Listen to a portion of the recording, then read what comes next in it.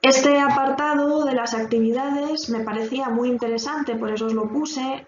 También es cierto que habla de un episodio muy duro, y eso que los hubo muy duros, ¿vale? En toda la Segunda Guerra Mundial. Bueno, os decía, contesta a las preguntas siguientes relacionadas con la masacre de Nankín, tomando como referencia este fragmento de un artículo aparecido en el diario ABC Digital del 13 de diciembre de 2014. Bueno, entonces os decía el texto. Con el ulular de una tronadora sirena a modo de llanto colectivo, China ha celebrado este sábado el 77 aniversario de la masacre de Nankín, uno de los capítulos más sangrientos de la invasión japonesa, que duró desde 1931 hasta 1945.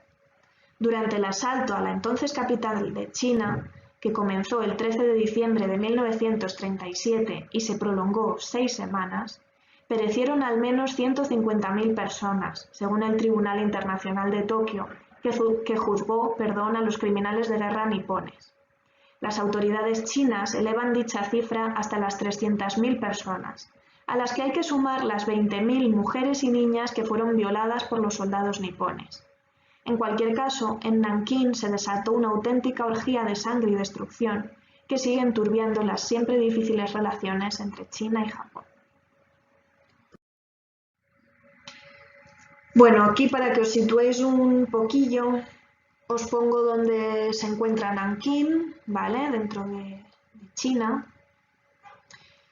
He puesto algunas imágenes, aunque no os lo creáis, no son las más duras, ¿vale? Si queréis pasar esto rápido, lo entiendo, he estado pensando si las ponía o no, ¿de acuerdo? Si a alguien le interesa más este tema, pues a poco que busquéis, tenéis muchísimos testimonios de supervivientes que han contado las cosas muchos años después, muchísimas fotografías, para mi gusto, excesivamente explícitas de los crímenes horribles que se cometieron.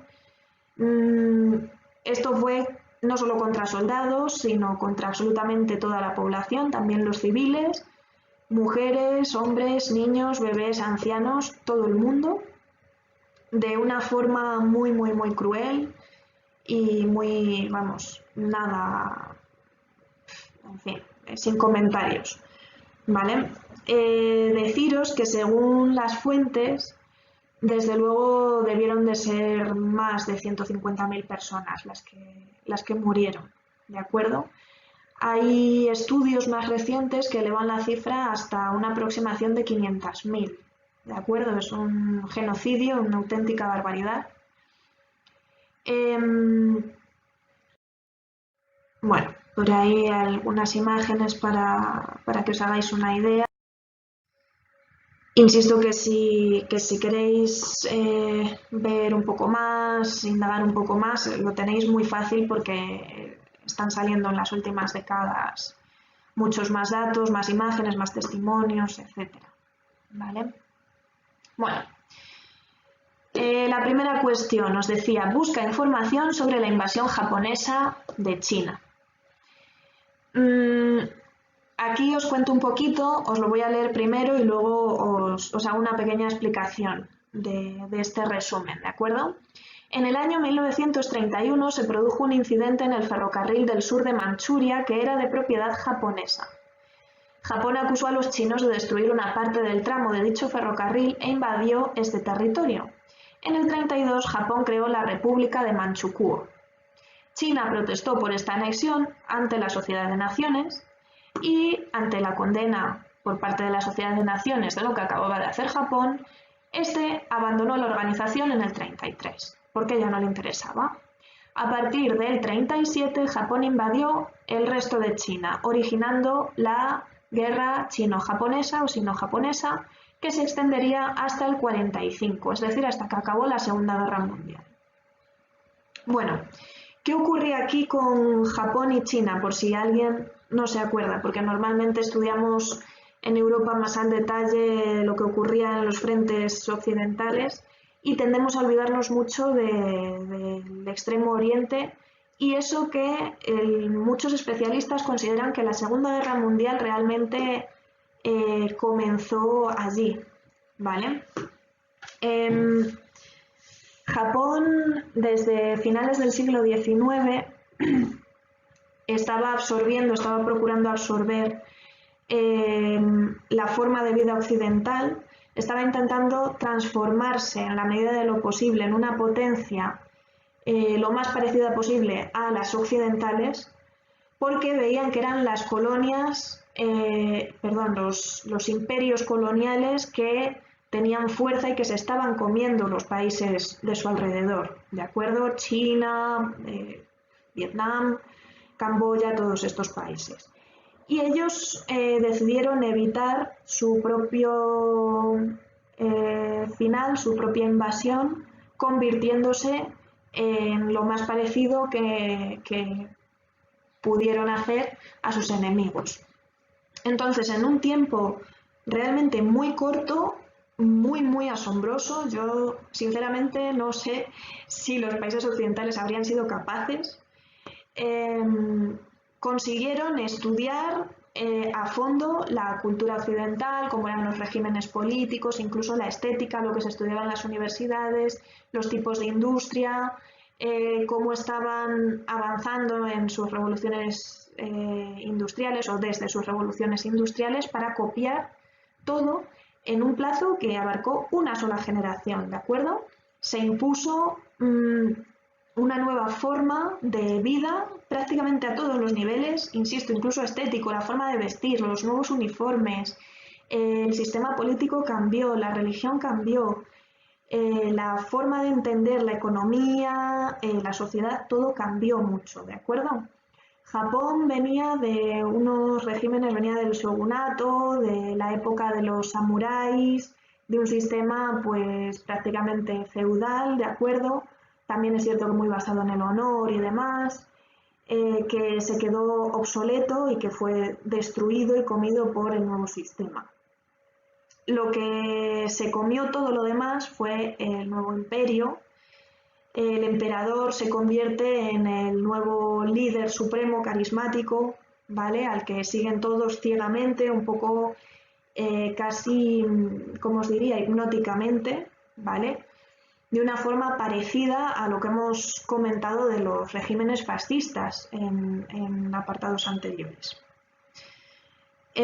Además, pues la religión que habían tenido tradicionalmente era el budismo. No sé si sabéis un poquito de historia de las religiones, pero el budismo tiene por característica, una de las características principales es el respeto por todas las formas de vida, una dulzura, digamos, un buen rollismo, que nada tuvo que ver con el cambio hacia el sintoísmo que se adoptó, ya os digo que en un tiempo que podríamos considerar muy corto, ¿de acuerdo? Por lo menos históricamente. Con todo esto, con toda esta absorción, Japón logra sus objetivos, ¿vale? Japón se moderniza a la manera occidental, se hace sorprendentemente fuerte para el lugar pequeño realmente que abarcaban. Ya sabéis que son muy organizados y demás, y también absorbe ese afán expansionista. Claro, Japón crece muchísimo, muy rápido, ya venían teniendo problemas desde hacía mucho tiempo, problemas de espacio, ¿de acuerdo?, para toda la población que tenían.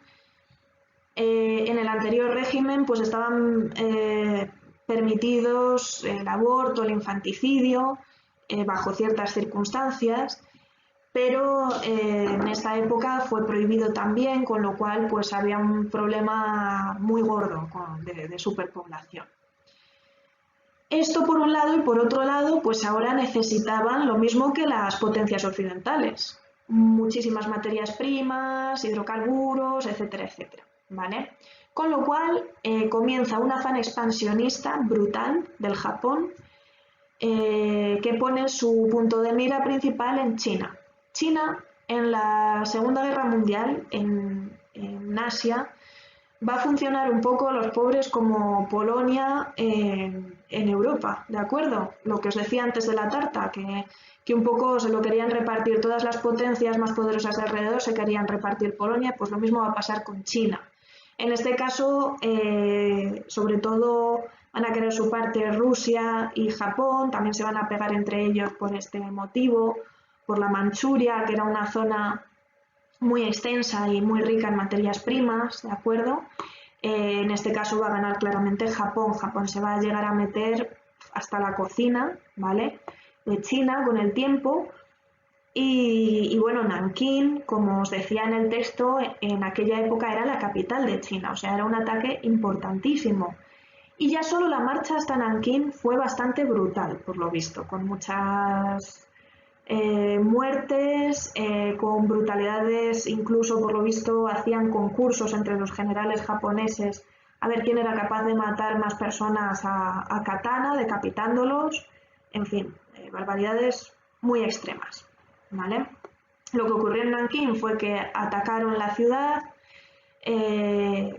vencieron los japoneses, ¿de acuerdo? Por resumíroslo, entraron en la ciudad y ya en los alrededores de la ciudad y entraron muy a saco y muy bestialmente, como os digo, ¿vale?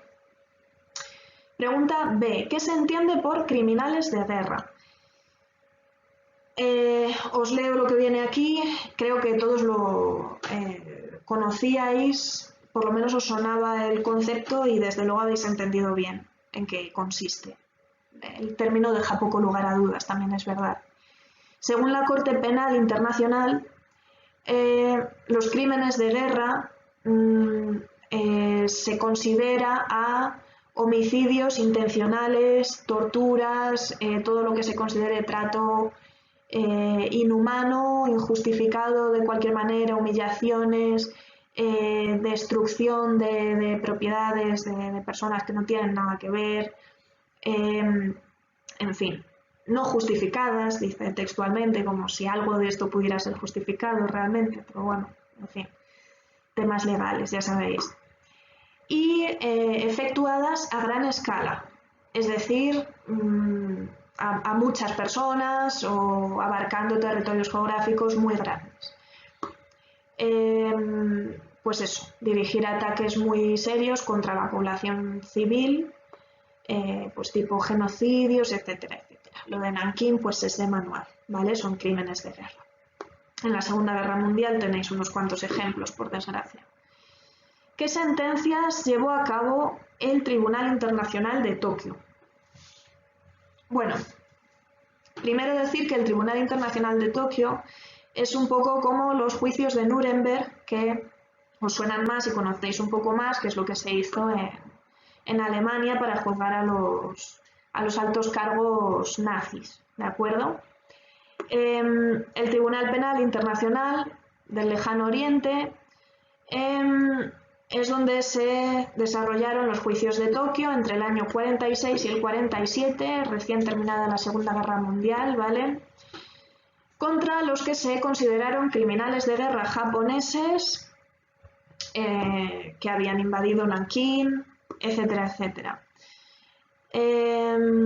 Respecto a esta masacre concreta, el tribunal condenó a morir en la horca a 4 criminales de guerra: el general Hisao Tani, el capitán Gunkichi Tanaka, el teniente Toshiaki Mukai y el teniente Tsuyoshi Noda. Perdonadme que tampoco controlo el japonés, ¿vale? Estos dos últimos tenientes parece ser que fueron los protagonistas de ese concurso que os comentaba, que parece ser que hicieron de a ver cuál de los dos conseguía matar a más personas a katana, ¿vale?, con la espada japonesa que tienen ellos.